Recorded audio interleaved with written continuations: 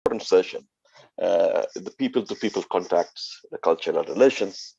And we have with us Professor Surat. Everyone know him very well. He is the Indian Studies Center, Chulalongkorn University, our old friend, old hand in this Bay of Bengal issues, and very closely working with the governments and civil society. He runs our FM channel radio program on Beamsteak Bay of Bengal, and he motivates people. He's a motivator speaker, by the way. So I'm very much closely working with him for many years. So thank you very much, Professor Surat. You are one of the co-organizers and also agreed to chair the session. And also the special remarks will be given to us, none other than Ambassador Rajiv Bhatia. Ambassador Bhatia is a distinguished fellow of Gateway House. He's also the board member of Asian Conference. He was our former Director General. He has extensively written on India-Myanmar issues, India Southeast Asian issues. He was a former visiting research fellow of the ISIS. And of course, he served the two continents, Africa and also Asia.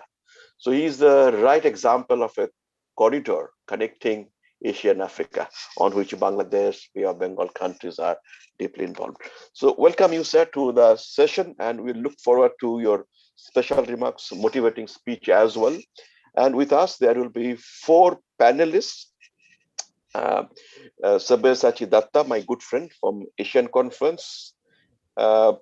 Srirada Datta from Vivekananda International Foundation, an eminent author on the subject, and Ms. Nabonita Chaudhary is the Director General from Justice and Diversity and Preventing Violence Against Women Initiative at the BRAC in Dhaka. And the last part, not the last in that way, the speaker is Dr. Manoj Das, who is an assistant professor, University of Guwahati, has set up a dedicated and exclusive center towards Bangladesh and Southeast Asia, Center for Southeast Asian Studies. And I had an opportunity to visit this few years back on the invitation of its director. An excellent organization, excellent university to work on many Bay of Bengal issues. So this is the lineup of the speakers. We are going to have a stimulating discussion. People-to-people relations is one of the pillars of the Bay of Bengal cooperation. So with that note, I give it to Professor Surat. We have 1 hour, 30 minutes time. Each speaker, each panelist to get 10 minutes, and I leave it to chair to moderate the way he would like to be. We hope there will be some Q&A at the end before we go into the penultimate session, the closing session of this Bay of Bengal Economic Conclave. Thank you. Over to you, Professor. Thank you. Thank you very much, Prabir Dey. And of course, another name which I have to also mention here is, of course, Salim Rehan. Both of you have contributed so much, okay, for the last few days. And before that as well, sending, I would say that hundreds of emails and so on. And I think this is also quite a story, for all of us, that it's also about people-to-people relations, how we are working closely with each other. And of course, as Prabir Dey mentioned before that, I would be the chair of this session, and I would request all the speakers, okay, to be within time, because, we don't want to be only one-way dialogue. We would like to see some Q&A and comments, and maybe, interaction in the end. So I would like to request dear friend, good friend, senior ambassadors, okay, Ambassador Rajiv Bhatia, who was with us at Chulalongkorn University a few years back when you launched your book on India-Myanmar relations. And the political change in Myanmar recently, recalls you again, that I would like to contact Ambassador Rajiv Bhatia maybe for some comment and so on. So I guess this is quite a good time, and if everyone can be within time limits, okay, so that we can hear some questions and comments in the end. Ambassador Rajiv Bhatia, for you now. Thank you. Thank you very much, Professor Surat. It's such a wonderful feeling for me to be reconnected with you here. Of course, I remember vividly my old association with you. Thank you, Prabir, for the initial introduction. I assure you I'll stick exactly to 10 minutes.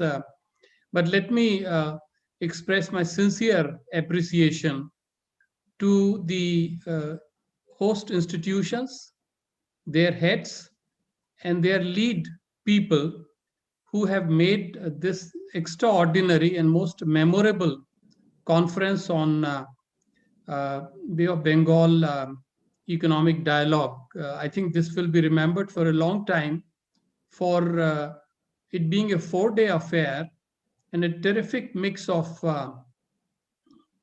experience and youth in terms of scholarship and also in terms of covering a very wide spectrum. So you have done a great service to the region and to this idea of regional integration and cooperation. I'm very happy to be part of this. I would like essentially, having heard so many sessions, I can see and sense very clearly that there's been a very broad consensus on three ideas which have been coming up, and they are coming up in the context of what one of the Secretary General of BIMSTEC had said a few years back. He had said, here is an organization that has made modest progress. And I think in the last 3 or 4 years, that phrase has really not changed. That phrase probably still remains very valid.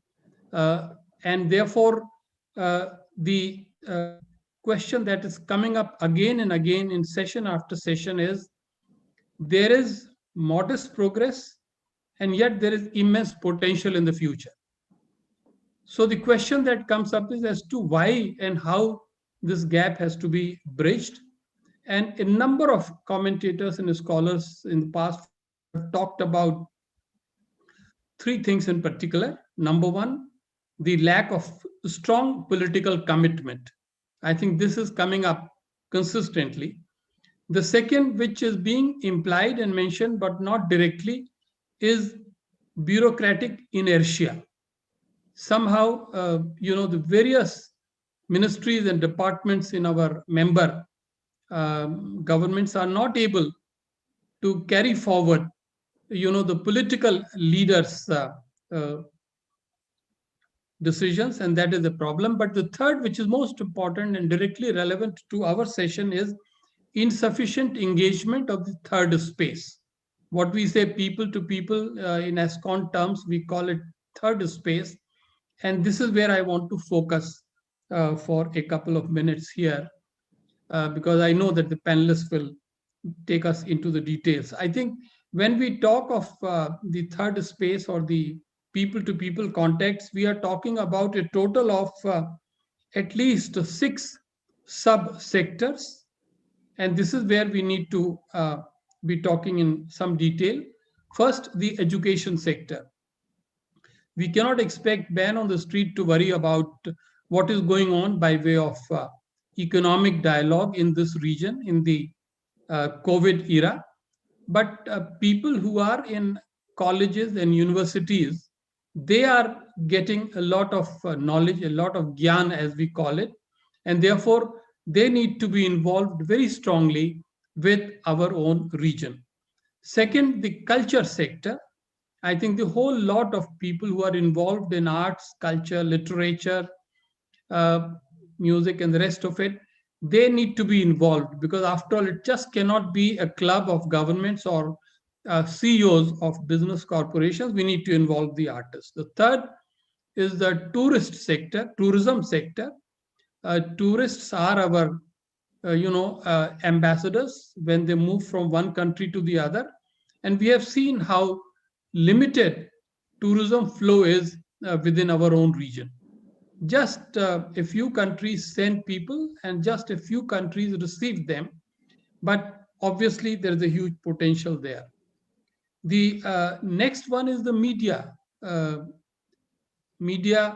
which happily from time to time takes a lot of interest in the issues of regional cooperation.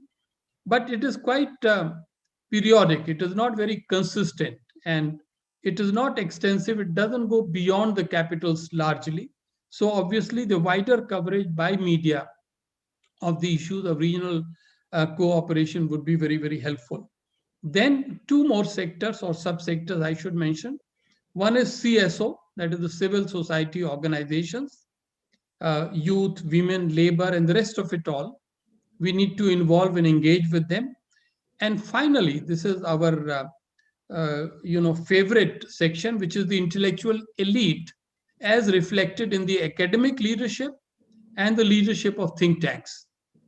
So if we look at these six subsectors, we can cover almost entirely what we mean by the people-to-people contacts, or as I said, the third space.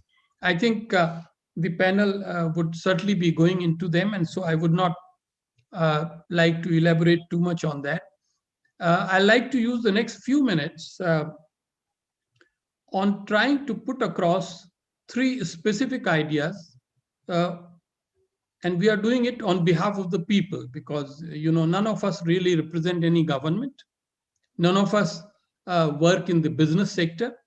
We are very much from the people's sector.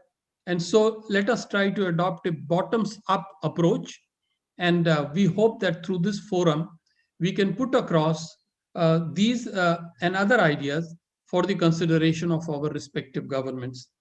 My first suggestion is that we have to be totally clear about the role of external powers in our region.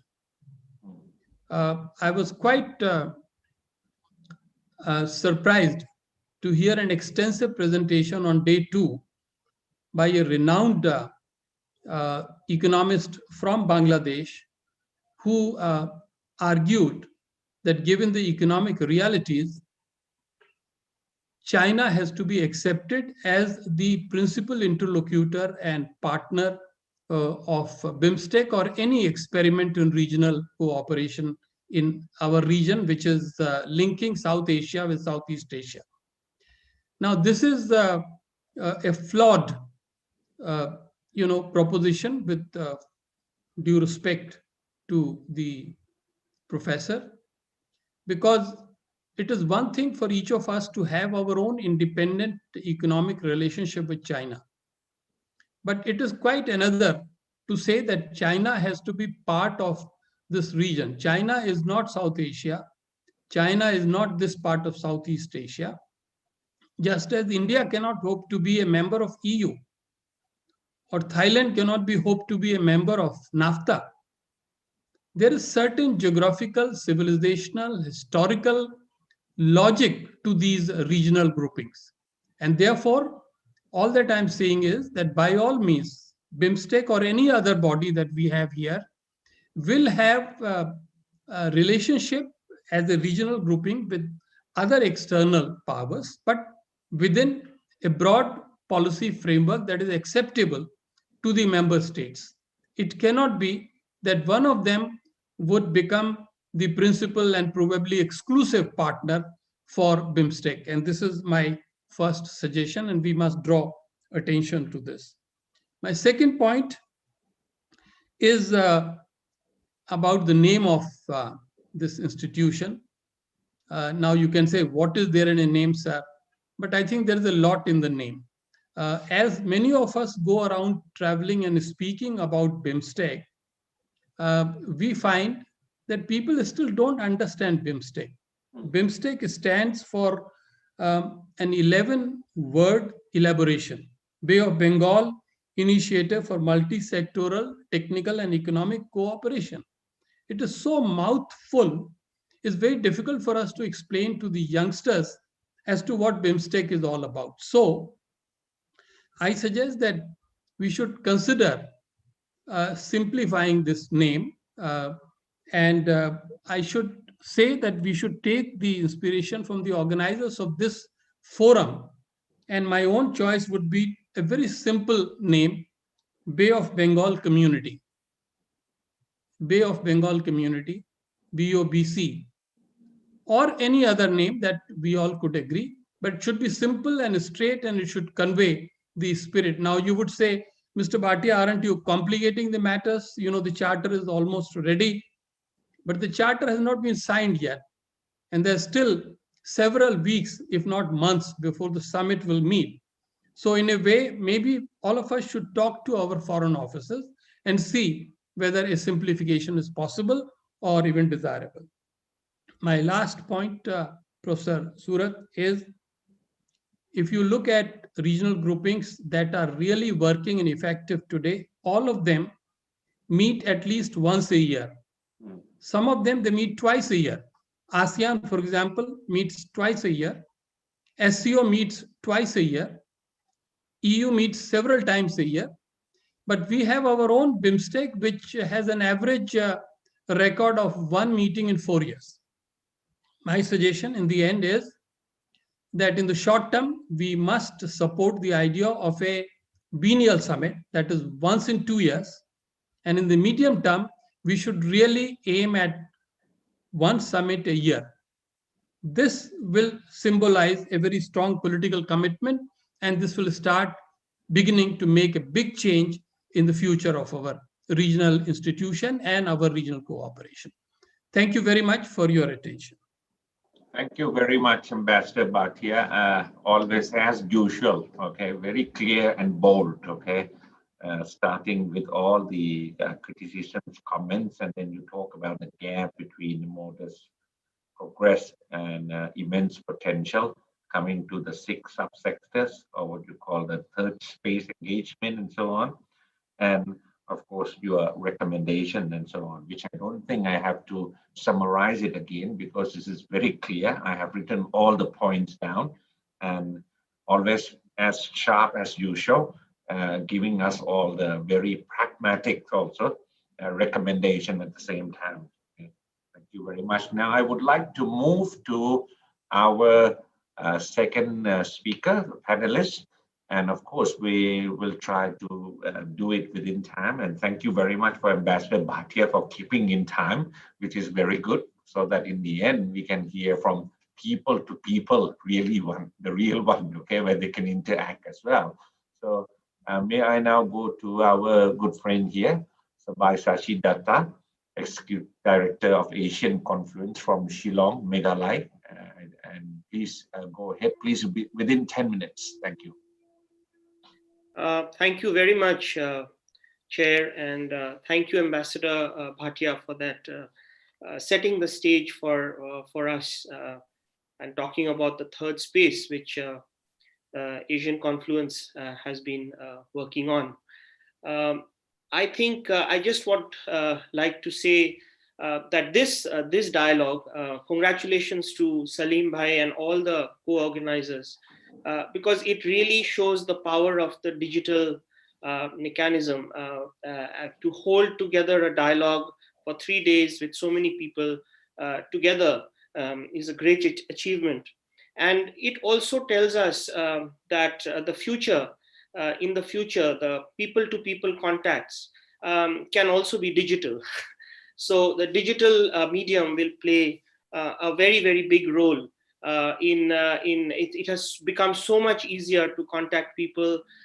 Though we had this technology even earlier, I think COVID has underlined that how we can use it for reaching out to people whom we do not have to at a very cheap and easy way.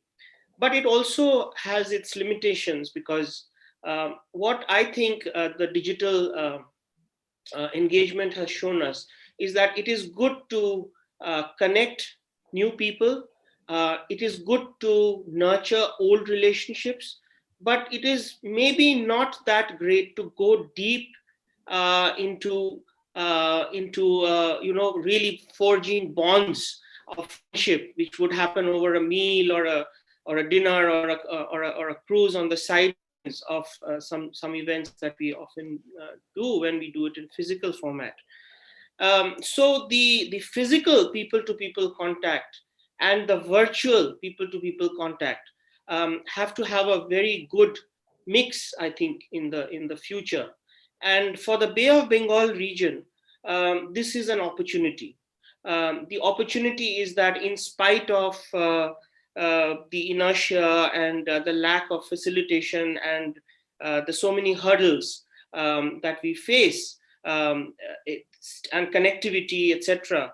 The online mechanism is there to forge the links, to move forward, to connect people beyond to all kinds of people. I mean, one can now connect to a rural area, to an academic institution, a company. All kinds of people can be connected, but also it has to be followed up with some kind of physical mechanisms. So on that front, to really forge this third space in a Bay of Bengal community, to forge a Bay of Bengal community, as Ambassador Bhatia referred to, I think we can focus on three sectors in my short intervention. One is, of course, education. One is health. And the other, of course, is building on education and health, new forms of tourism. If I may have a minute to share a screen, is that okay? Is that valid to share a screen and show one slide? Okay, go ahead. You still have time, please. Oh, I think my sharing has been disabled. Oh, yeah, Salim, I think I can have it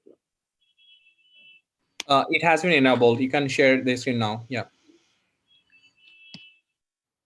So, so this is the Forging a Bay of Bengal community.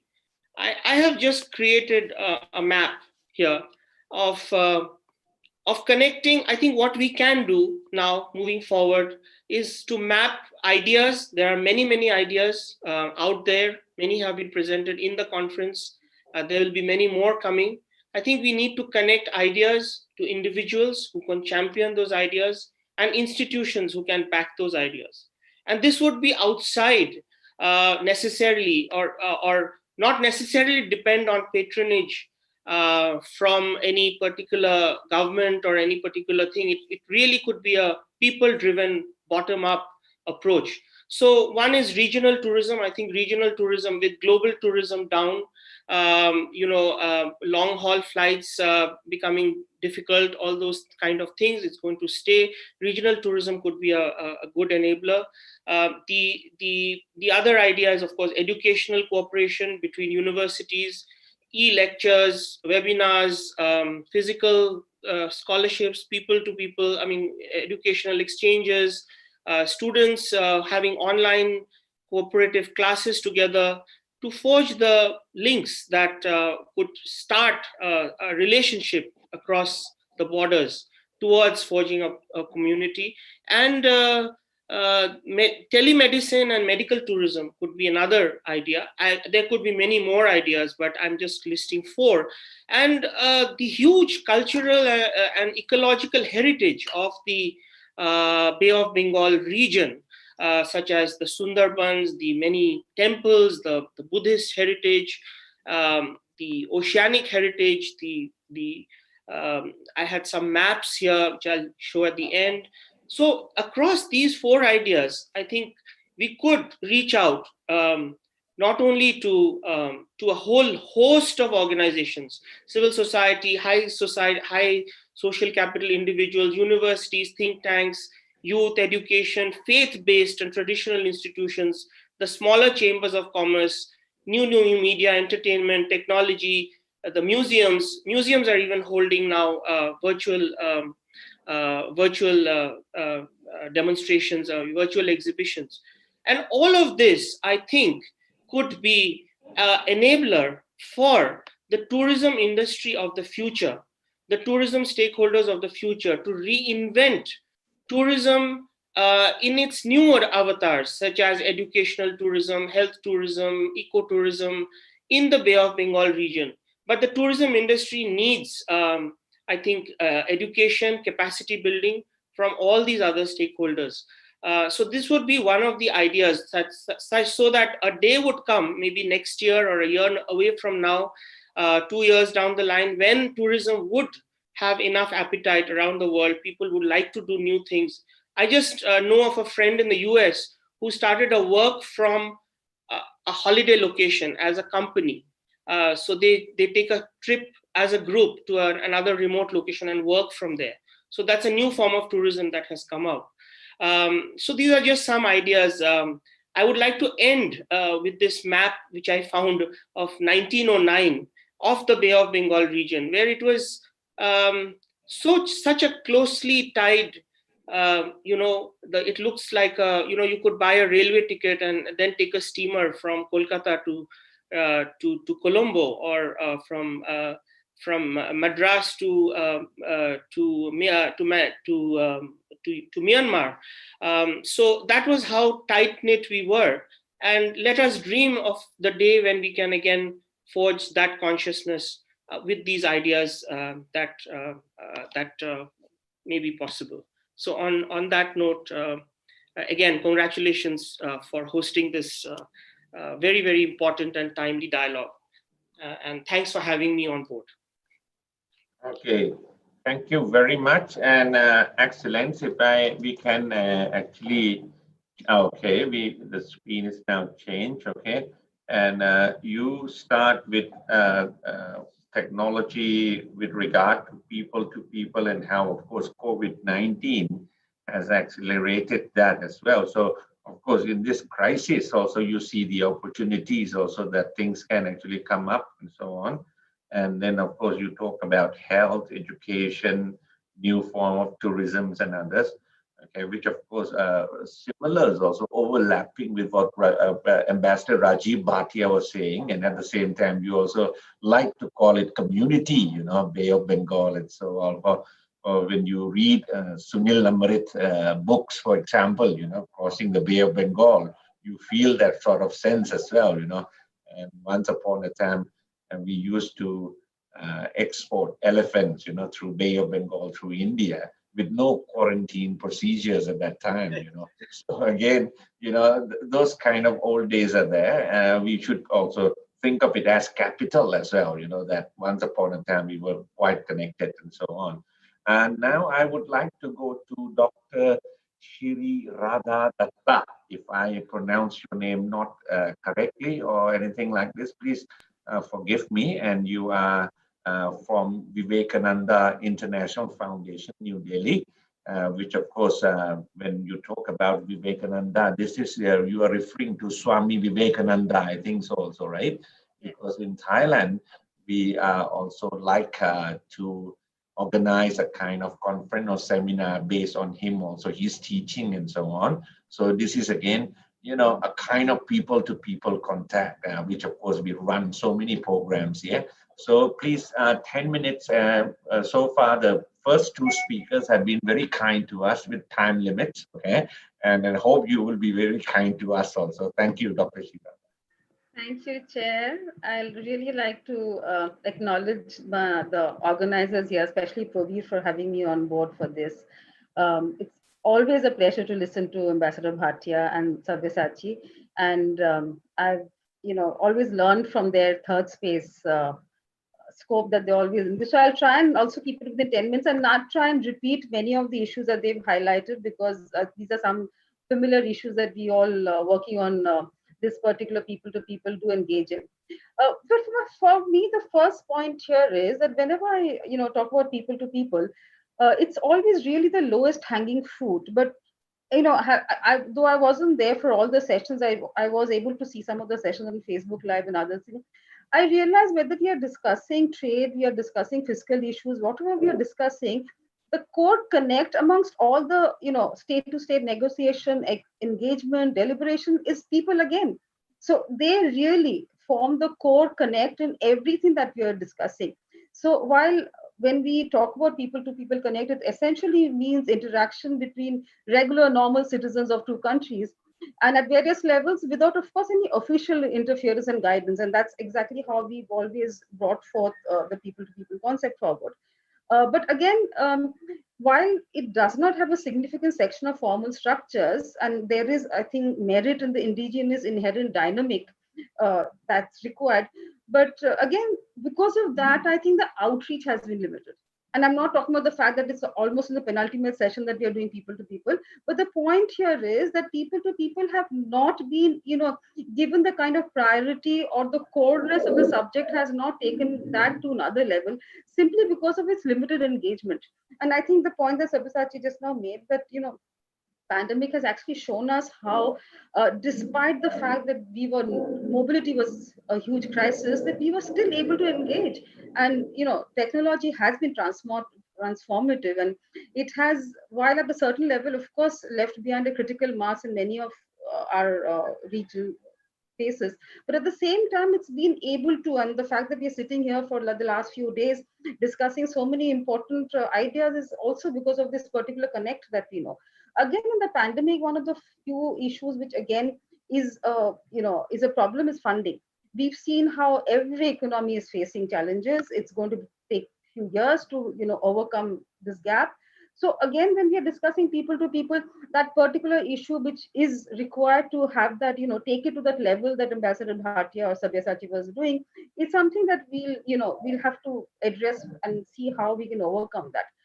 But I still think that in anything that we do, in any of the aspects, people interaction remains the core. And once we understand that, I think the dynamics as to how we look at fiscal, legal, monetary, and trade issues, that will change. And again, as I mentioned, that that state has to play a significant role as a facilitator. In fact, for every of these contacts that we need, if Bay of Bengal community, and it could be, for legal personnel, it could be for people like us from the academia, it could be people, of course, there are certain sections who don't need to go through but the visa issues could be done as a club, in the sense that this particular lot, we don't have to go through those typical formalities of waiting for days. And, in India, many of us face issues in terms of getting visas within the short, which many developed countries don't have. So if Bay of Bengal community can, in some special way, try and look at some limited groups and see if that could be done together. And I would, let me just get back to two. I mean, while I don't want to repeat what Sabyasachi says, I think there are two core issues that I want to address here. One is that many of us have seen that while education, of course, is one of the main core ideas between in citizens, and we've seen how in this particular region, I think that's something that's great appeal. But many of us, we've also been part of many of the Western countries, initiatives of people to people, where a group, again, as I said, is a specialist group. It could be expert group. It could be a high school group who have been taken for a few months. There's been exchange program. These are not very, fund heavy. These are something that even like a private public partnership, because one particular group that I was speaking to is they have these management schools based in India, but they're able to get their children across Singapore, Dubai, even Australia. So I'm just saying it's possible that in a private partnership, even families are willing to actually support this. These are not very heavy duty investment kind of a thing, because right now when we're looking at for the next few years, I would say that we can't look at very heavy duty. We've in any case seen how Bay of Bengal has suffered this particular community, because that has always been in deficit. Many of the programs we've not been able to, despite some excellent discussions, and I think Ambassador Bhatia is the best person to tell you about that, because we've not received proper funding. So I'm saying with the limited funding, but again with the technology available now, but again there's a willingness and there's an awareness among parents, and it's not necessarily the urban soft parents. I'm saying even parents in away from the hinterland are actually interested in taking these exchange programs forward. Why have we not been able to, even on tourism, the point that Sabyasachi made, that why are professional bodies not connecting with each other? It's quite possible that a particular certificate course it could be aligned to someplace else, and then again your mobility, your job requirement, opportunities will open up for that.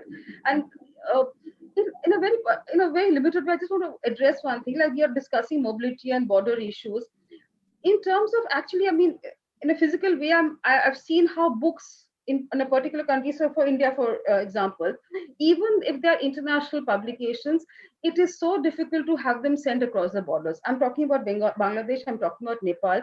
And vice versa. I mean, rest of the day, why are those kind of things? I mean, why is it that? And again, these are core issues amongst people. If we are not able to get these kind of things that all of us are part of, I don't see how we can address the larger, bigger, so many much more complex issues. And the the second point that I really want, and I'm going to close with that here, is that it's true that Bay of Bengal community is something, there is a large sense of family here. Many of us are familiar with each other. But again, many of the programs when we discuss it, and again, that's been a reason for 20 years, this community is hardly grown, simply because it's not possible to move together. Because each one is at different levels of requirement, each one is at different levels of development, each one has different priorities. So for me, and I'm going to end here with this because this is something bugbear for me here, that why within the Bay of Bengal, if we can actually build a model of focusing on border development. Let's take some core areas. I mean, it could be India, Nepal, on Bhutan, or India, Bangladesh, this side, the eastern sector. We have to focus. I mean, we of course know of the smaller border heart experiences, but why cannot we have replicate that into a broader community across? And if we see it's successful in terms of for it to, give us not only education, livelihood programs, health services. Most of the borders in and around the area we've seen is very deprived and not in the same par as the mainland nation is.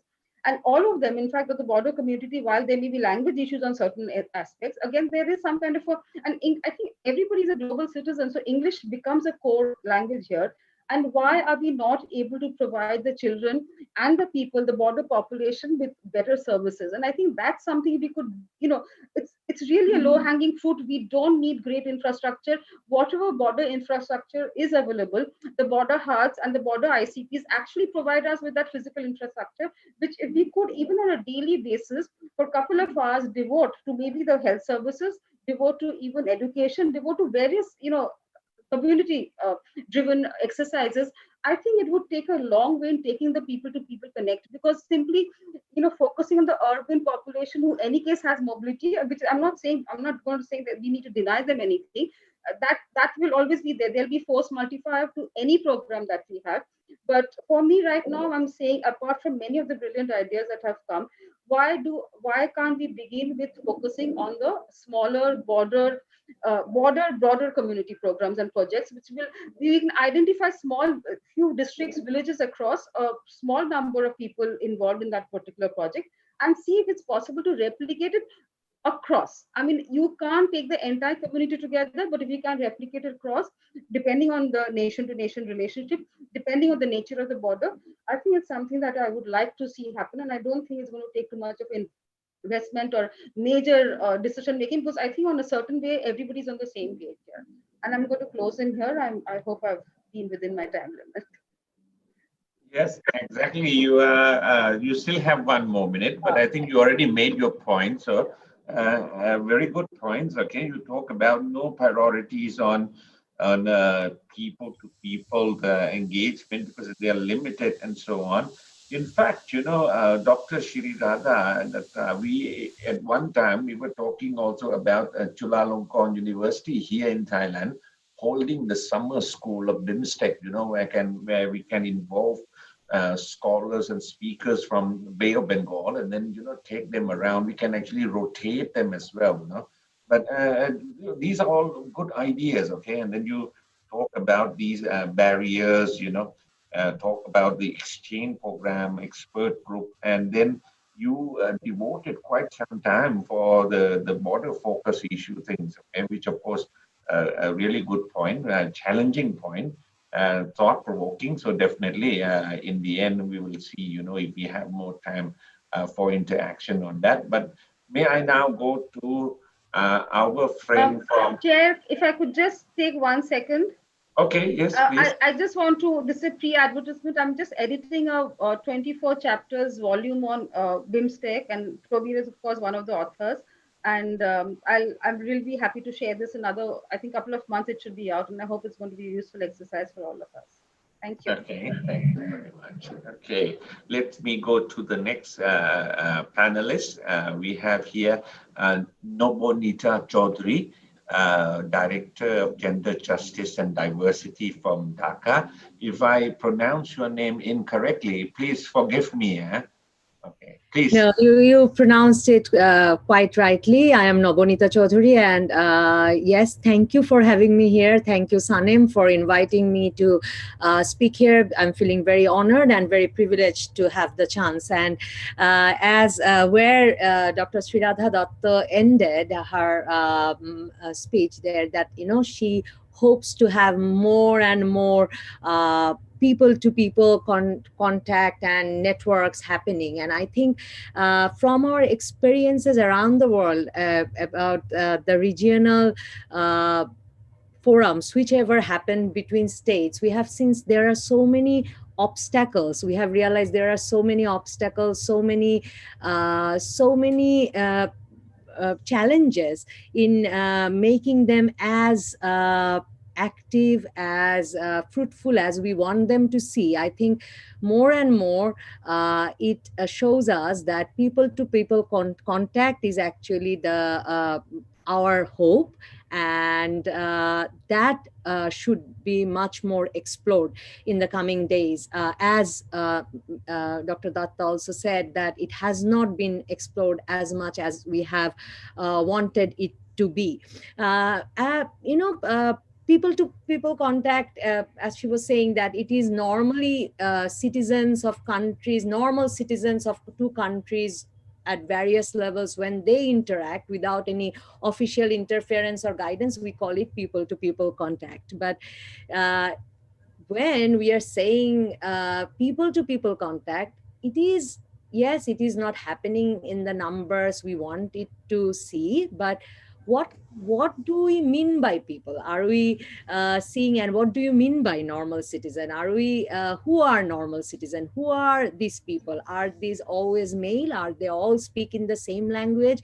Are they all from the same economic and educational qualifications? So how do we see this happening? So people to people contact to me is very, very broad, because it has to happen in different levels as well, because we know the state level talks always happen in different levels. So in the people to people contact as well have to happen in different levels with different people. So if I want to focus that as well, that we often miss out on that people are from different gender, different race, different economic condition. And so the interactions have to happen in different levels as well, because the challenges and the concerns are not always the same. We often talk about the intersectionality of discrimination and problems in the development world these days. But so when we are talking about any contact, we have to keep that in mind as well, because during COVID era, again, we have realized that any measure that you take, anyone, any state or any organization takes, from spreading, from disseminating awareness message to wear mask, to now maybe vaccination or financial support schemes, it always has to be targeted differently for men and women. It doesn't work similarly for men and women. So when we are talking about, I want to emphasize my point there, that that means that we have to target women specific people to people contact as well. When we are talking about that, we have to raise those issues which affect different genders differently. So are we doing that? When we speak about, like when we are speaking about, often it's been discussed in the region, in the world, that maybe in COVID less women were dying, but do we have specific data about that? Are we keeping data which are specifically, are we keeping specific sex disaggregated data for having, how many men are having the tests, how many women are having the tests, how many are dying? Are we segregating the data? Are we keeping that in that fashion? Are we exchanging the learning about COVID or about anything else, and segregating the learning through gender lens. Are we doing this? So these are the questions I think very important to ask, and to have the answer as well. Even when we are organizing any contact, any conference, maybe for interact for so that the women from in the region can interact. Are we actually saying that all women have the same problem? So these are the issues need to be, I think, discussed and kept in mind again and again. Because I was thinking that we the UN treaty that almost all countries of the region has ratified, the 1979 CEDAW, the Elimination of Discrimination Convention by UN. Many of the countries, including Bangladesh, have reservations, specific reservations after so many decades. Ratified it in the 80s, so it's been 40 years now, but still, it has, many of the countries have reservations. If I talk about Bangladesh, Bangladesh has reservation relating to the rights of women during marriage and divorce, and about the inheritance. So Bangladesh said that it has social and religious implication if it goes for the universal family law, which is required by the convention. So are we discussing, even among the civil society organizations discussion, are we exchanging the learning? Are we exchanging the topic? Are we exchanging the concern, where some countries having almost the same background, same religious conservatism, they can still overcome those challenges? Are we actually exchanging those? I think these are the issues which can be exchanged, and the learning exchange, which can be, the activism can be done much more effectively if we can actually start have more and more people to people, meaningful people to people contact. And so how we do this has to be,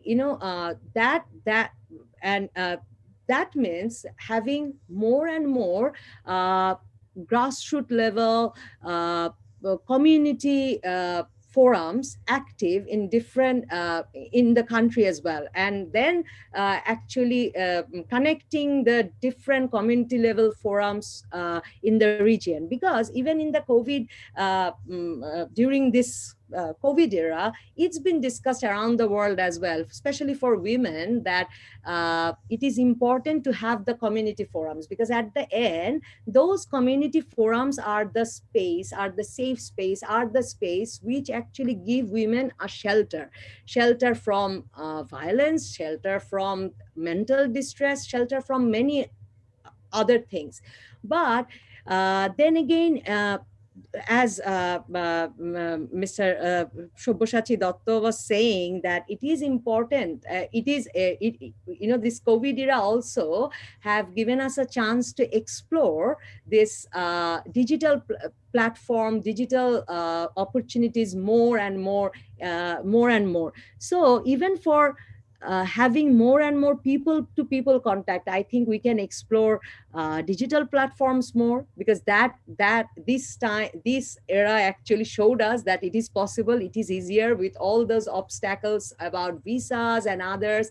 Between the states, we can still connect anytime, with anytime in whatever level we want, and we can explore more forums digitally as well. So that is one opportunity I think have been created this time as well. And when we are working towards that, we will also have to remember that there is a stark discrimination in control of devices and connectivity between men and women as well. So many things need to be actually considered when we are talking about having effective people to people contact. but who will make that happen? Yes, there shouldn't be any official interference or guidance, but then I think the community participation and activating more and more community forums, and then uh, creating connections between the community forums is one way where how we can proceed to more and more effective, fruitful people to people contact. But yeah, my question still remains how we do it. But I think civil society organizations have a lot of responsibility in that. The NGOs can take the responsibility. And I think as I want to end it with the saying that yes, from our experiences, we have not seen that regional cooperation, regional networks, regional state level, regional cooperation networks have worked fantastically because of many, as I said in the beginning, that for many, many obstacles and challenges, practical obstacles and challenges in the state level. But I think among the people, there are similarities, there are concerns which is shared by the people. We have the biggest commonality between among people in a region, so we should explore that, and that can actually help each other to overcome many challenges which are the social challenges, the challenges which we face when we talk about gender discrimination, when we talk about not having an inclusive society. I think these are the things should be discussed more and more among people, and the solutions should come from the community, from the grassroots, and that is only possible through people to people contact. Thank you very much. Okay, thank you very much. Okay, very clear points. Okay, but largely you focus more on, of course, what do you mean by it when you talk about people to people? Because the definition can be vague, ambiguous, or broad, whatever. And then, of course, you come to a very crucial point talking about different levels of things, and exchange learning and unquestionably, because when I read about you and your organization, I thought that you would, of course, talk more on gender, and which, of course, in the end, you have concentrate on that as well, which, of course, I fully agree with you. But definitely, I am not the person to be able to answer on that, and nobody is going to answer that. But today, we are going to have a good dialogue over it, okay? Kinds of ideas, brainstorming ideas, okay? Which we can leave in the end. But right now, can I request my last speaker, please, Dr. Manoj Das? You are from very famous university, according to Prabir Day, and your university is also quite popular in Thailand right now. A lot of people were talking about Guwahati, and I think there were some students who went there for exchange programs also, and so on. So please go ahead and be within 10 minutes, please. Thank you, sir. Actually, I had the opportunity to meet you as a part of that Northeast Festival we organized. It was the Okay. People Context Seminar in Thailand. So we met there. And it was organized by our center itself in 2018. We are mainly an academic center based in Guwahati University. It's a state university, but it is doing tremendous activities in terms of establishing people-to-people context with the South Asian and Southeast Asian neighbors. In fact, people-to-people contact has been one of the key mandates of our center. It was established by the government of Assam in the year 2017 through its budget. So from then onwards, we have given a tremendous emphasis on this factor, and we are mainly trying to connect with our neighboring countries through academics or the education sector.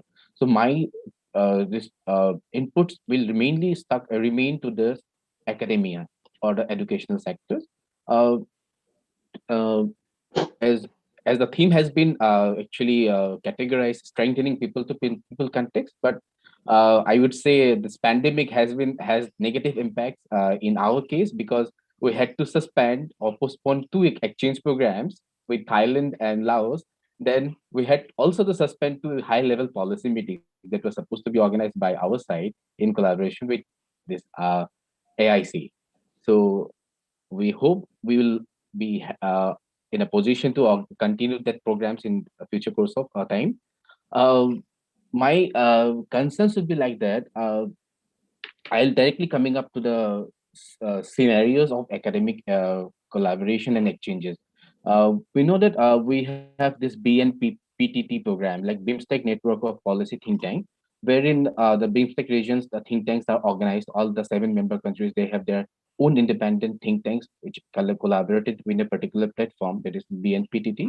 But in the field of academic collaboration, there is absence of a network. So I propose to develop a particular framework or an arrangement wherein the universities can, or the topmost institutions can be clubbed up in a network so as to coordinate the exchange programs or other academic programs also. So this is my first suggestion. Then if we see the exchange programs figures, the uh, for example, IIT Guwahati, it is one of the prestigious academic institutions in terms of technology and development studies. But if we see the figures of the student exchange programs, most of the students, they're coming from the African region or from the European countries. Contrasting to that, only 1 or 2 students from Bangladesh and from Bhutan, they take admission in this prestigious universities. So we think we have to develop that mindset, and we need to generate awareness among the people within this Bay of Bengal community, so that we need to uh, give them the idea that we have good number of prestigious universities within the region. So you better you study here and get a good kind of education. Okay, because this IITs and all, they are well equipped in terms of this infrastructure as well as the knowledge system. That is my second concern. Then my third concern would be if we see the language centers, the famous institutions like JNU and other universities, they have language centers. Okay, but it is uh, a very depressing figure. If we see, there is no proper center for teaching the Myanmar language or Burmese language, Thai language in most of these prestigious universities of India. Okay, except the Manipur University, they have introduced a certificate program on Myanmar, but the rest of the universities or other prestigious universities, they didn't thought to introduce such program. So I think we need to look into this major gaps, and there is a need to introduce such programs in order to establish or ensure higher levels of people to people contact. Then my other concerns would be like we are talking about this Act East policy and all. So, but there are high apprehensions from the region, northeastern region itself. Okay, because we are hoping that maybe by 2021 or 2022, the projects that are in the pipeline or under construction, they are going to be completed. But in that case, a major concern emerges, that is the training and capacity building of the local communities and mainly the youths. Because when these roads or the development projects are will complete or will be completed, there the investments will come to this region. Okay, but in that case, will be there will be a need of massive human resource. Okay, so but if we see the figures, the human resource development at the local level or the northeastern level, it is very less. So they are not technically equipped. The youths are not technically equipped. So there is a need to train the young minds with higher techniques and skills. Then only the local apprehensions and their mindsets can be integrated into the development projects. These are my major concerns. And alongside that, regarding the academic angle, I think there is a need to open up centers, academic centers like Bay of Bengal Studies Center. This Nalanda University is coming up with a center, but I think the other universities in all the Bay of Bengal in this region countries, they should develop a Bay of Bengal study center under the initiative of BIMSTEC group. These are my major concerns, sir. Thank you. Okay. Uh, Thank you very much. And within time limits, undoubtedly. And you talk about absence of network, and you talk a lot about how the negative impacts, particularly on your universities. And you talk about the proportion of international students, with regard to this part of the world, when it's come to, for example, IIT in Assam or other places in India. And then, of course, you pay quite serious attention to language and the study center and so on. I think this is, of course, a very good example. For example, in Thailand, we probably have 8 Indian study center, and some of them are teaching Hindi language, for example, but in India, you cannot find one that would teach you Thai language as such also. So again, it's quite a challenge as well. And then it's an issue also of what you call a chicken or egg, which one should be born first out of interest and so on. But again, there are some capabilities that we all have, right now, I think we are still good. We still have some times and so on. Maybe I don't know. At the same time, Dr. Surat. Dr. Surat. Yes. I think if you allow, if there is a time, Ambassador Sumit would like to. Yes, definitely. Probably I will. I already messaged him. I'll be coming to that in a minute. Okay. Definitely, Prabir. Thank you very much. And but before I do that, I think what is important for all of us here today. Of course, you have comments, criticisms, and other kinds of things. But let's not be pessimistic, okay? Don't see the world in only negative ways, okay?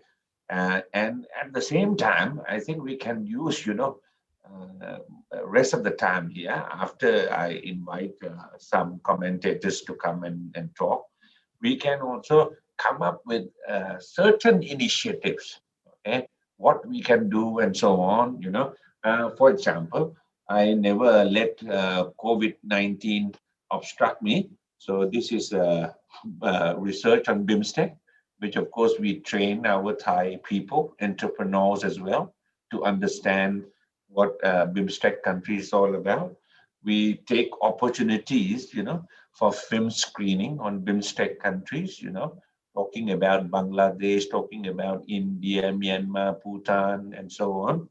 And we then, of course, have quite a good few sessions on training civil servants, okay? So whenever I go for National Defense College or High Civil Servants Office, I will always use the BIMSTEC example somewhere in my PowerPoints also all the time, and slowly you can change people. You can tell them what is it all about, Bay of Bengal and so on. And at the same time also, one of the most powerful things that make people change or understand more about BIMSTEC at the same time, is, for example, I took some of my students or some of high-level civil servants to India, and then there are places, where you can enter with Indian citizens' fees if you show them your passport, and your passports are categorized under BIMSTEC's countries, for example. So a lot of students come out and say, Professor, what is BIMSTEC, and so on. So there are opportunities, massive, immense, even when we sit down here at the same time, okay? And now we still have time, and of course, Ambassador Sumit Nakandala, the first section of BIMSTEC, is here with us today also. Ambassador, are you here? Ambassador Nakandala? Yeah, can you hear me? Yes, Ambassador Nakandala, you want to say something? Yes, Surat, thank you very much tempted by the remarks made by Ambassador Bhatia, who is a friend of BIMSTEC. He made all these comments because of his love and affection towards the Bay. In fact, Surat, I think Surat and Prabir will recall most of the things that we discussed today. We discussed during the second BNPTT meeting. Number of things. I mean, every country should have BIMSTEC study center, and we made lots of recommendations when we met in Thailand in 2015, I suppose. I don't have the report, but we have made lots of recommendations. But unfortunately, these recommendations, again, valid point made by Ambassador Bhatia. Of course, he and I both were part of, at one point of time, part of the bureaucracy. And yes, there had been certain difficulties doing, but we are making progress bit by bit. At one point of time, the responsibility was to establish the working secretariat, which we did from 2014 to 2017. Now the charter is ready for signature. Now, one of the very important point which Ambassador Bhatia mentioned is the name, and then why not we call it Bay of Bengal Community. I suppose that is the ultimate aim. In fact, I would recall one of my very good friend, V. Suryanarayan, had written to Asian Survey sometime back, I think, a plea for a new regional community or something, and he was explaining why we should have Bay of Bengal community. So, in terms of historical and historical legacy and people-to-people contact, yes, there is no problem of nobody will misunderstand when we call Bay of Bengal community. But in terms of economy perspective, unless we have the integration process done, the community does not mean anything. And again, I'm sorry to say this because I'm always looking at from the European Union perspective. Because in 1950s, when European coal and steel community was formed, nobody thought that it'll end up in European community. So that's. But I think the point made by Ambassador Bhatia is extremely relevant, and we need to engage the space. That is why precisely out of 14 areas in the BIMSTEC, there is a specific area for cooperation, people-to-people contact. That's one of the very important areas, like agriculture, trade and investment, power. So we have one area of cooperation called people-to-people contact. Under that, we have BNPTT. And submission here is that we need to broad base and then track 2.0 or 2.5. We need to do that. In fact, a lot of work has been done by my friend Surat, and we have been discussing these things for last so many years. Sabyasachi did a very good presentation, the digitalization and then using digital technology. One of the difficulty here is that can we provide affordable broadband connectivity? Because that's very important. Do we have affordable broadband connectivity to do all these things? Here, I think there is a very good initiative commenced by UNESCAP to establish Asia Pacific Information Superhighway. That's something that we also need to think. So all in all, I think the third space is, I think, limitless. There are lots of opportunities, a lot of innovations we can do, as Ambassador Bhatia, Sri Radha, and other two presenters did that. Very important to get engage the academia, school children across the board. What is important and necessary, and what all exercises can bring fruits, provided if we have non-parochial thinking and raising above the pettiness. Now, that's the important thing. That is what I think we can learn from our good friend Sunil Amrit's book, Crossing the Bay of Bengal, and number of historical narratives that we have seen and we have read. These are my couple of submissions, Surat. Thank you. Okay, thank you very much. I would like to actually request Prabir De. Prabir De, are you here? Yeah, I'm here. Prabir De, you want to make some comments on something? Because I think, you know, you are not only not the organizers alone, you know, because we have seen how we tried to start this, you know, since in Kolkata in the early 2000s, you know, when we were talking about BIMSTEC, 14, 15 of us and so on. And today, of course, I think, you know, what Ambassador Rajiv Bhatia was talking about, modest progress and so on, and then immense potential and so on. So I don't know, this is just, you know, like a thunder on you because I've not prepared this with you. So would you like to say something, Pravir? No, only to say that uh, you know there are several geopolitical factors. Sometimes we want to run at a higher speed. We have a high desire and honesty, energy, like you, many others. But due to several other factors, we had to slow down. So, Bay of Bengal, uh, I think it is an unique idea, and Professor Surat, Sumit Nakandala, Basra Bhatia, and all other scholars, contributors, practitioners, we all know very well your contributions to connect these 7 states, if I say member states, because BIMSTEC uses member states now. So these 7 member states, plus those countries sharing Bay of Bengal water in the Southeast Asia, we are connected in history.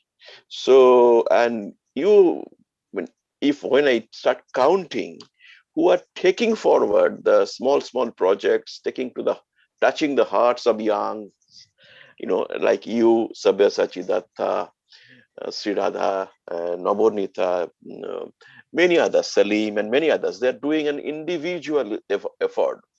So, as I said, that there is a honest individual attempts which you have seen in the past and still there, all our honest attempts. Due to the geopolitical situation, sometimes we need to slow down. That happened like other organizations. That also happened here. So 20 years back when we met at a project, I remember very well, in Kolkata, 2014 or 2004 and before.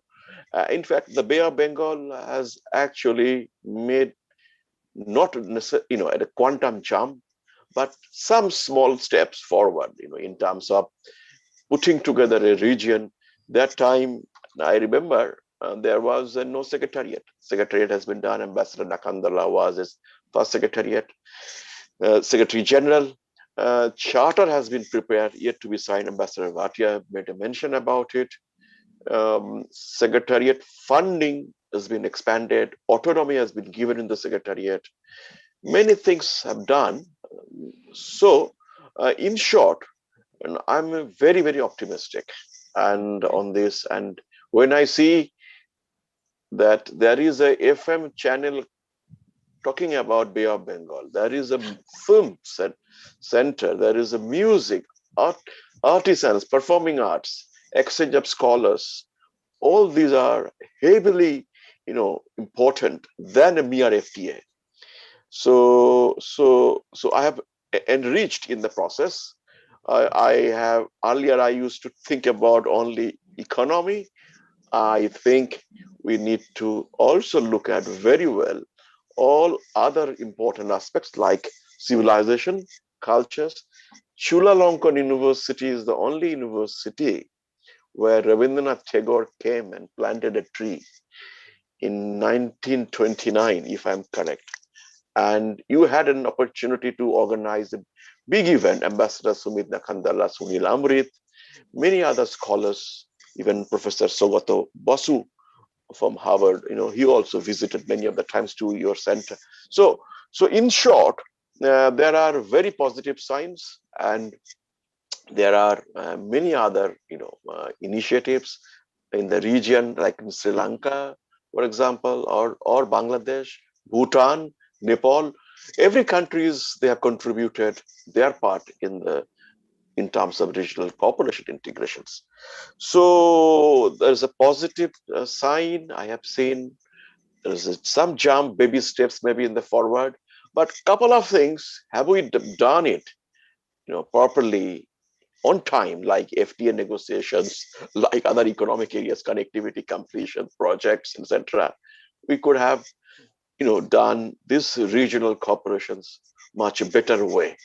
Anyway, there is a hope, and that is why we have made it possible this 4 days annual dialogue without any funding, any financial support from anybody, just a sheer interest like you and Dr. Rayhan, Professor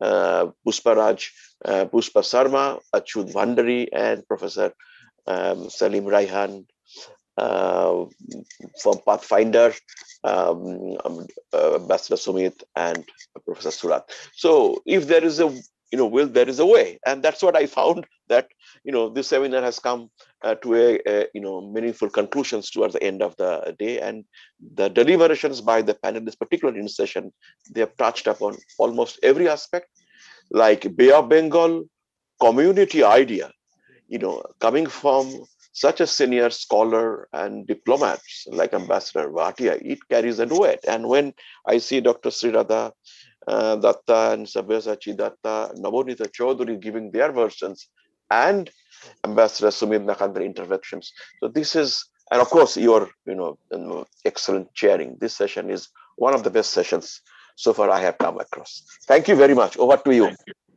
Ambassador Bhatia, you are, of course, uh, you have experiences, you have knowledge, and so on. So, we will not let you get away with only special remarks. We need to exploit you more here. So, Ambassador Bhatia, when you were talking about renaming BIMSTEC by using the word Bay of Bengal community, were you also trying to infer that there also needs to be a new narrative about this Bay of Bengal community as well? Maybe political willingness does tell us something, that we have to make this region quite unique in a way. For example, what are the countries concerned with insecurities? What are they insecure about? And so maybe we need a new narrative to answer, and then pull more and more people to this. Ambassador Bhatia, to you, please. Thank you very much, Professor Surat. I think I really had two specific motivations when I consciously put forward this idea. First of all, we are not inventing a new wheel. The Bay of Bengal is the name which is there in the name of the existing institution. So it's only that times have changed. From 1997, when you and India and Bangladesh and others got together to set up this institution, it was a different era. Now we are very much in the era of maritime cooperation and maritime security and blue economy and the rest of it all. I think we sitting around this bay can think of cooperation in maritime terms, and therefore, instead of hiding Bay of Bengal in BIMSTEC, we need to talk about it specifically and directly. The moment you do that, it becomes a 21st century concept rather than a 20th century concept. And the second motivation, sir, is that, it is not just an initiative today. A whole generation has passed. You and we were, about 45-year-old when it all began. So a whole generation has passed, and now the baton is being passed on to our younger panelists, who spoke after me, and I'm very happy about what they said. Therefore, instead of initiative, we have to talk of a much closer, much more integrated, much more cooperative mechanism. I know community is probably still a dream, but it is better to be guided by a dream than be driven by an old idea. Therefore, the leap from initiative to community is something which has a certain degree of hope and optimism that you stressed yourself. Now, my only difficulty is that the argument that will come up is that, look, I mean, we have already now finalized the charter. Why didn't you come out with this idea 2 years or 3 years back? But, every idea has its own time, has its own forum. I think there is no harm if all of us talk about this, renaming proposition, talk to our friends in the foreign offices informally, and leave it the idea with them. If they want, they can pull it off. It's, if they can sit on the charter for 2 years, surely they can work on this of time.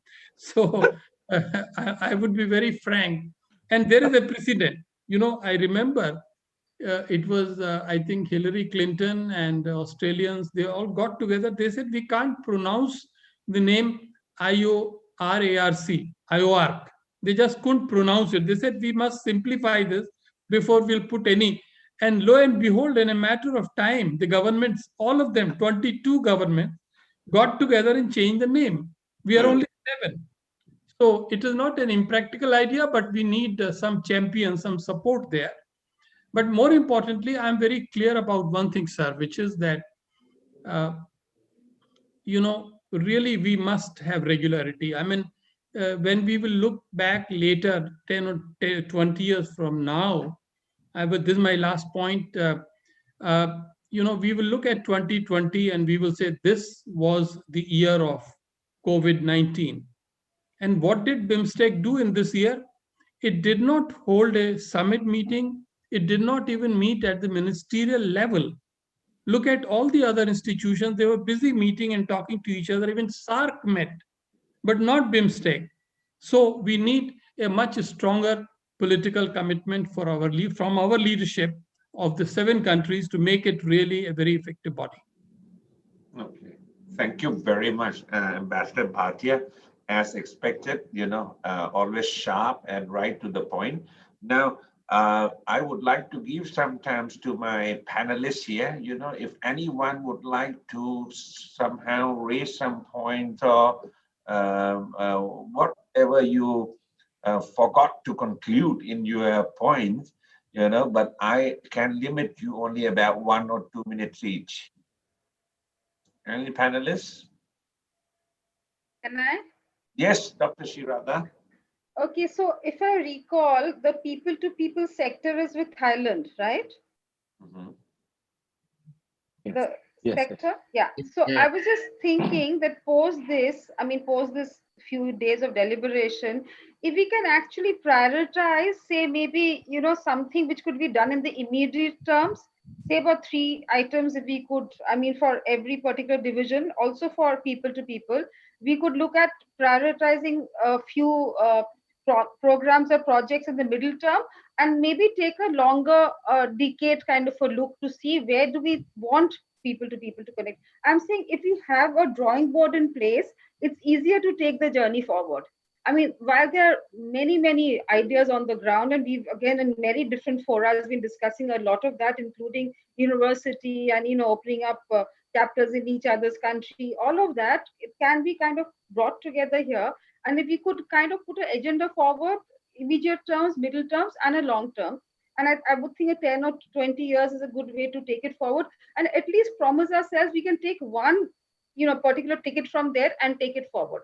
We should all be committed to doing that, because all of us, many of us in this forum have been part of these discussions for years, and again, this particular community has not seen anything forward. So I would just end here. Thank you. Okay. Any other person? Yeah, I have a very quick suggestion, which is that this forum this Bay of Bengal economic conference dialogue that just happened has been a great example of collaboration by 7 leading institutions. Maybe this could be followed up with more institutions joining and different other stakeholders, such as the other types of institutions. They need not all be academic. Some could be in tourism, some could be looking into other sectors. So sort of forge a community of institutions around this dialogue, so sort of expanding it. So that's just an idea for you all to consider. Definitely put it down in here as well. Yes, I need to reiterate the point actually mentioned by Ambassador Bhatia. That is the regularity point. We see that the BIMSTEC has a cultural festival, but only since its inception, it was only been organized 2 times. Last one in 2017. So we see a very huge gap in organizing these events. So we see culture is a major component of connection or about in the Bay of Bengal community. So I think this other components apart from the high level political conferences and the meetings, we should also give focus on the other areas like cultural festivals and all. It should be held on a regular basis, maybe annual or biannual terms. That is the major input from my side. Okay. Any other person? Okay. So I think this is quite a good time. Okay, that we will end this panel. Even though we still have 5 more minutes time, I think one more important thing that we also need to discuss this all the time is that end of the day, it's the Ministry of Foreign Affairs or Ministry of External Affairs who decides, and then pass it through the bureaucracy and so on. We cannot deny the state, no doubt about it and so on. And what I also think is that, maybe our national interest definition or the way we think about national interest is also very confined, very short term and sometimes short sighted as well. For example, when you talk about economic agreements, you always ended up somewhere with surplus and deficit, and there's no vision about, non-economic aspects or other kinds of things that we can come closer to each other and so on. So this is something, of course, we all have to do. And when we talk about bottom up, I think it's also works in many cases in history. We can work with our, foreign affairs office, whatever you call it in your country. And for example, Thailand will definitely, is looking forward to become a chair after Sri Lanka. And we have already started our plan. We have sessions with Ministry of Foreign Affairs on brainstorming. And, they listen to us very carefully, what we've been saying, and then, what we have seen through and so on. Because sometimes civil servants working there, only few years and then they have to rotate around. So we are also in advantageous position in that sort of sense that we can tell them that, look, why there is what you call immense potentials here for all of us here. So again, fine-tuning national interests, another kind of thing to see that why mistake or why Bay of Bengal is important for all of us all. This is something also I found from civil servants, in a few countries of BIMSTEC when I talk to them. So, this is, of course, we can actually say that, whether it's political willingness or the way of thinking as well, which is, of course, if we see this, region as a kind of a secure place, security for all of us, whatever we believe in, fine-tuning with each other and so on. So I guess before we end today, I would like to, you know, I'm not elderly enough to uh, give you some suggestion as such. So, but I will never sit idle. I will do something all the time. Okay, if I have a chance to communicate with a taxi driver on BIMSTEC or Bay of Bengal or on our South Asian friend whatsoever, I will talk to him or her whenever opportunities arise. I do film screening. I do research. I conduct research. I have Bay of Bengal session brainstorming with the youth and so on. So we never stop. Okay? And now, when we will be the chair of BIMSTEC Summit, we will also give opportunities to our youngsters, you know, to do so many things there as liaison interns and other kinds of things and so on.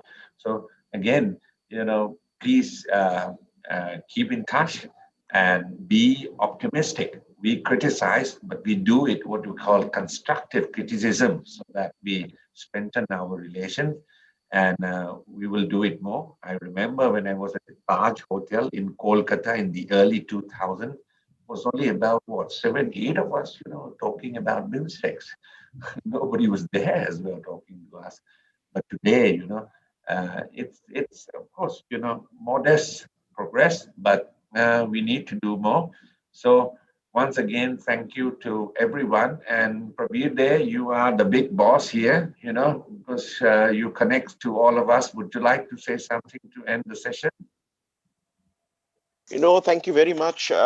Thank you very much, Professor Surad, for chairing it brilliantly and enriched us with your vast knowledge and experiences. So, and I thank all the panelists, Ambassador Sumit, organizers, for brilliantly put together this session, people-to-people linkages.